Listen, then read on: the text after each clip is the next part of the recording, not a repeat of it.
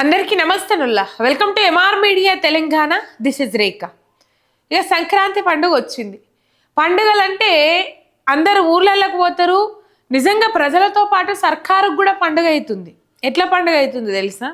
ఖజానా పెంచుకోవాలని చెప్పేసి ఆలోచన చేసి ఆ పెంచే క్రమంలో నిజంగానే ప్రజల నుంచి ముక్కు వెండి వసూలు చేస్తుంది కదా. అగో అట్లా పండుగ అవుతుంది సర్కారుకు. ఈ మాట నేను ఎందుకు చెప్తున్నా అంటే, ప్రజలకు చారాన ఇచ్చినట్టు చేసి ప్రజల దగ్గర నుంచి భారాన వసూలు చేస్తూ ఉన్నది రాష్ట్ర సర్కార్ అనేది ఈ ఒక్క అంశంతో క్లియర్ కట్గా అర్థమవుతుంది. కాంగ్రెస్ పార్టీ ఏ విధంగా ప్రజలను మభ్యపెడతా ఉన్నది, మోసం చేస్తూ ఉన్నది అనేది చాలా అంటే చాలా క్లియర్ కట్గా అర్థమవుతుంది. రైట్. మొత్తం మీద హైదరాబాద్ మహానగరం నుంచి ఎక్కువగా ఈ సంక్రాంతి పండుగకు ఊళ్ళకు పోయేటోళ్ళు ఆంధ్ర జనాలే ఎక్కువ. ఏ విధంగా సర్కార్ మోసం చేస్తుంది అవన్నీ ముచ్చట్లు మాట్లాడుకుందాం. ఒక్క సబ్స్క్రైబ్ చేసుకొని సపోర్ట్ చేయండి మీ ఎంఆర్ మీడియా తెలంగాణ ఛానల్ని. ఎందుకంటే మీరు ఒక్క సబ్స్క్రైబ్ చేసుకుంటే నాకు ఎంతో బలము, 1000 ఏనుగుల బలం వచ్చినట్లయితుంది. ఇక ముచ్చట్లకు పోతే, ఇక ఫ్రీ బస్సు రద్దు, పైసా వసూళ్ళు. పేరుకు ఫ్రీ బస్సు అని పెట్టింది రాష్ట్ర సర్కార్. కానీ వచ్చిన పండగ ఇప్పుడు దాదాపు సంవత్సరానికి 12 పండుగలు వస్తాయి. ఇక పెద్ద పెద్ద పండుగలు అంటే బోనాలు ఒకటి, బతుకమ్మ ఒకటి, దసరా ఒకటి, క్రిస్మస్ ఒకటి, రంజాన్ ఒకటి, ఇట్లా చెప్పుకుంటూ పోతే సంక్రాంతి పండుగ ఒకటి, దీపావళి పండుగ ఒకటి, ఇట్లా పెద్ద పెద్ద పండుగలు. ఈ పండుగలకు ఎక్కువగా సెలవులు వస్తాయి.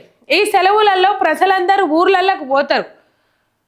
అమ్మగారింటికి పోయేటోళ్ళు అమ్మగారింట్లలోకి పోతారు, చుట్టాల ఇండ్లలోకి పోయేటోళ్ళు చుట్టాల ఇండ్లలోకి పోతారు. ఎక్కువగా పోతారు, వస్తారు. ఎక్కువగా సెలవులు వచ్చేటి అంటే ఈ పండుగలు. ఈ సెలవులలోనే రాష్ట్ర సర్కార్ మొత్తం దండుకోవాలని చూస్తూ ఉన్నది ప్రజల నుంచి పైసలు. ఇప్పుడు ఫ్రీ బస్సు పేరు మీద ఫ్రీ బస్సు పెట్టిర్రోళ్ళ. ఈ ఫ్రీ బస్సు పేరు మీద ఇప్పుడు ఊళ్ళల్లో ఒక మహిళ ఉందనుకుందాం. ఆ మహిళ ఏడాదికో దినం పోతుంది అవ్వగారింటికి.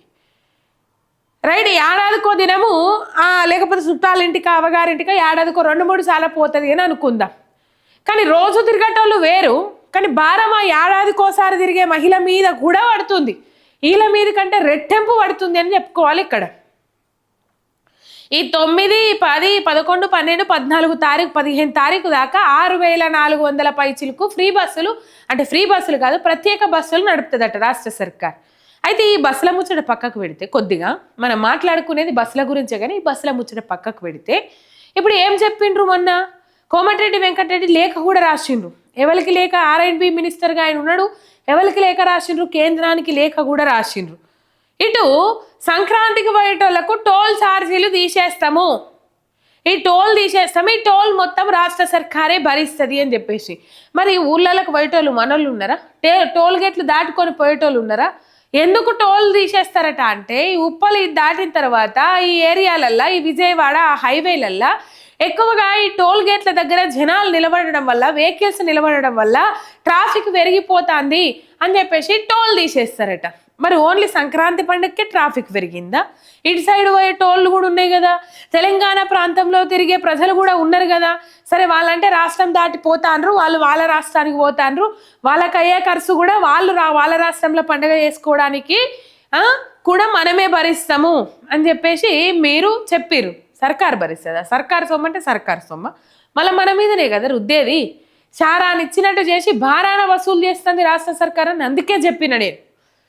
ఈ ఫ్రీ బస్సు పెట్టి ఫ్రీ బస్సు గురించి మనం మాట్లాడుకుందాం, కానీ వాళ్ళ టోల్ ఛార్జీలు కూడా మన మీదనే రుద్దుకుంటే నిర్ణయం తీసుకున్నారు. మళ్ళీ తెలంగాణలో ఈ 6430 బస్సులు ఏవైతే ఉంటాయో ఈ బస్సులల్లో 50% ఛార్జీలు పెంచుకుంటా నిర్ణయం తీసుకునేది రాష్ట్ర సర్కార్.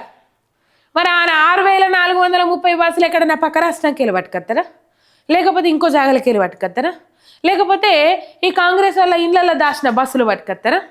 వాళ్ళు దాయలేరు, వాళ్ళు పట్టుకరారు కాబట్టి ఆ బస్సులు ఎడికెళ్ళి వస్తాయి.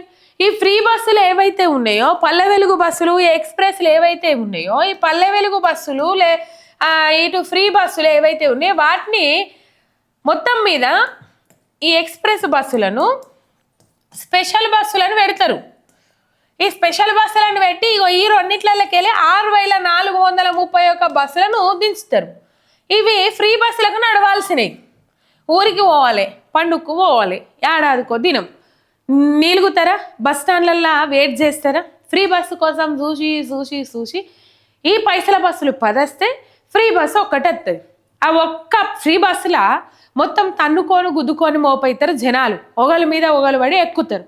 రాక వస్తుంది కదా, 4-5 గంటల నుంచి వెయిట్ చేయాల్సిన పరిస్థితి ఏర్పడుతుంది ఒకవేళ నిజంగానే ఫ్రీ బస్ ఎక్కిపోవాలని చెప్పేసి. ఇక పురాగా పైసలు లేని వాళ్ళు ఫ్రీ బస్ ఎక్కిపోతారు, కష్టమో నష్టమో కింద పడుకుంటానో మీద పడుకుంటానో పోతారు.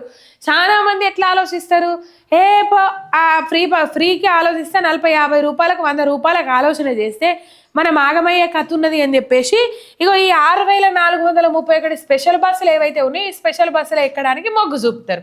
మరి ఈ స్పెషల్ బస్సులలో ఇంతకు ముందు టికెట్ 100 రూపాయలు ఉంటే ఇప్పుడు 150 రూపాయలు ఉంటుంది. ఎందుకంటే 50% ఈ స్పెషల్ బస్సులలో 50% ఛార్జీలు పెంచుకుంటూ పోయిండు రేవంత్ రెడ్డి కాబట్టి. రైట్, ఇంతకుముందు 300 ఉంటే టికెట్ 300 రూపాయల టికెట్ ఉంటే ఇప్పుడు ప్లస్ 150 యాడ్ చేసుకుంటే దానికి 450 రూపాయలు అవుతుంది టికెట్.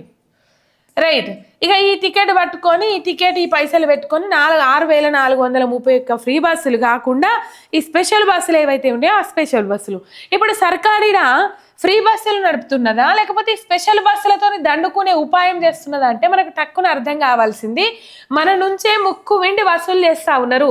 ఏడాదికి కావాల్సిన ఫ్రీ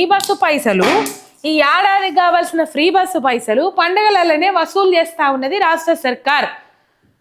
మళ్ళీ ఆ ఫ్రీ బస్సు పైసలు ఏవైతే ఉన్నాయి ఈ పండుగలలో వసూలు చేసిన పైసలు మరి ఆర్టీసీకి ఏమన్నా లాభం చేకూర్చే విధంగా ఖర్చు పెడుతున్నదా అంటే అది లేదు.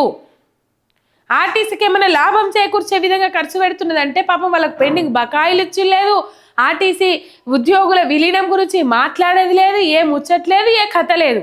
ఇగో ఇట్లా ఘోరం చేసుకుంటూ పోతా ఉన్నది రాష్ట్ర సర్కార్. మన నుంచి వసూలు చేసి మనకు మళ్ళీ షారాను కూడా ఖర్చు పెడతలే. ఒకవేళ మనకు షారాన్ని ఇచ్చినట్టు నటించినా కూడా మన దగ్గర నుంచి బరాబర్ రూపాయి నుంచి 2 రూపాయలు వసూలు చేస్తా ఉన్నది రాష్ట్ర సర్కార్. ఈ ఫ్రీ బస్సు కథనే మీకు అర్థమైతలే. ఏ పథకం ఇచ్చినా గిట్లనే, ఇంకేం పథకం ఇవ్వలేదు. కానీ ఏదన్నా పూర్తిగా అమలు చేసిన పథకం ఏమన్నా ఉన్నదా అంటే మహాలక్ష్మి పథకం కింద మహిళలకు ఫ్రీ బస్సు ఇది ఒక్కటే. దీనిలో మళ్ళీ చాలా ఉంటాయి. 500 రూపాయలకు గ్యాస్ బుడ్డి, ఇటు పోతే ఈ 25 మహిళలకు 2500 రూపాయలు, అవి రెండింటికి మంగళం వాడిర్రు. ఇక ఈ ఒక్క ఫ్రీ బస్ ఒకటి అమలు చేసి ఈ ఫ్రీ బస్సు నుంచి ఎంత వసూలు చేయాలనో అంత వసూలు చేస్తూ ఉన్నారు. ప్రజలకు ఎంత భారం రుద్దాలనో అంత భారం. ఆంధ్ర వాళ్ళకు పోయేటోళ్ళకేమో టోల్ ఛార్జీలు మనమే భరిస్తామట, మళ్ళీ ఇక్కడ బస్ ఛార్జీలు కూడా మనకే. ఈ 10 ఛార్జీల నుంచి పెంచిన తెలంగాణ ప్రజల సొమ్ము నుంచి ఇటు ఫ్రీ బస్సు పైసలు ఎల్లదీస్తారు సర్కారు భరించకుండా, మళ్ళీ ఆ పైసలు మన నుంచే వసూలు చేస్తారు. అటు టోల్ ఛార్జీలు కూడా ఇక్కడ నుంచే వెళ్ళగొడతారు అన్నట్టు.